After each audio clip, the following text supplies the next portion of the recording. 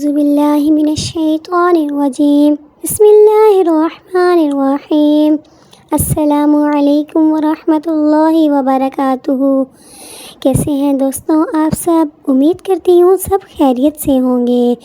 دوستوں میں ہر ویڈیو کی طرح اس ویڈیو میں اللہ پاک سے دعا کرتی ہوں کہ اللہ پاک آپ سب کی تمام مشکلات پریشانیوں کو دور کر دے، آمین۔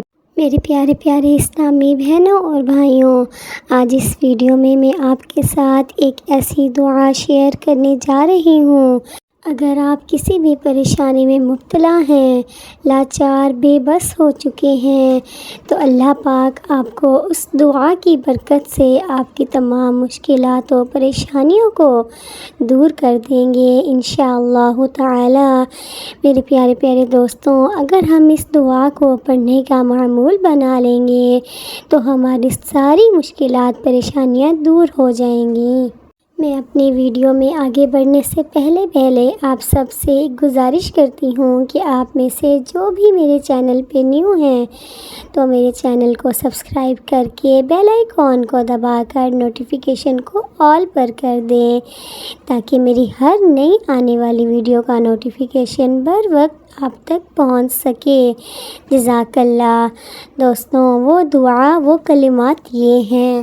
نبی کریم صلی اللہ علیہ وآلہ وسلم نے ارشاد پاک فرمایا، بے بسی اور لاچارگی کے وقت کی جانے والی دعا۔ نبی پاک صلی اللہ علیہ وآلہ وسلم نے ارشاد فرمایا کہ جب تم مسکین اور پریشان ہو جاؤ تو یہ دعا پڑھ لیا کرو۔ بے شک اللہ پاک آپ کے غموں اور پریشانیوں سے خوب واقف ہے اور اللہ تعالیٰ آپ کے دکھ، پریشانی اور غموں کو دور فرما دے گا۔ اسی لیے دوستوں، ہر مشکل وقت میں ہمیں یہ دعا ضرور پڑھنی چاہیے۔ وہ دعا یہ ہے، بسم اللہ الرحمن الرحیم، حسبی اللہ ونعم الوکیل۔ ترجمہ، اللہ تعالیٰ میرے لیے کافی ہے اور وہی بہترین کام بنانے والا ہے۔ سبحان اللہ۔ دیکھیں دوستوں، کتنے ہی چھوٹی سی یہ دعا ہے۔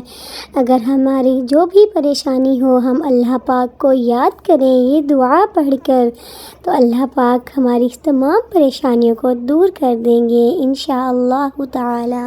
میری اللہ سے یہ دعا ہے کہ اللہ پاک ہم سب کو یہ دعا پڑھنے کی توفیق عطا فرمائے، آمین ثم آمین۔ دوستوں، میں امید کروں گی آپ کو میری آج کی ویڈیو پسند آئی ہو۔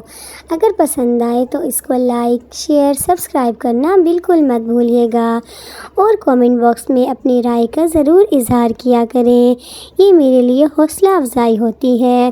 دعاؤں میں یاد رکھا کریں، اپنا خیال رکھیے گا۔ ملیں گے ایک اور نئی ویڈیو کے ساتھ، تب تک کے لیے اللہ حافظ۔